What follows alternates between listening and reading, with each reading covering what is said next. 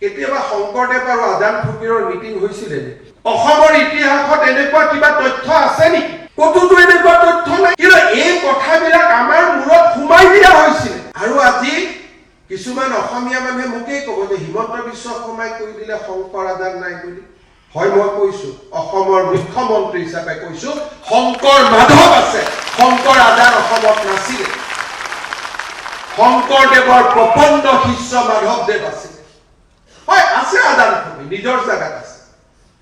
শংকৰ আৰু আজানক সংলগ্ন কৰি আমাৰ যুঁজখন দুৰ্বল কৰিব নালাগে। লাচিতৰ লগত বাঘ হাজৰিকাক থিয় কৰি আমাৰ যুঁজখন দুৰ্বল কৰিব নালাগে।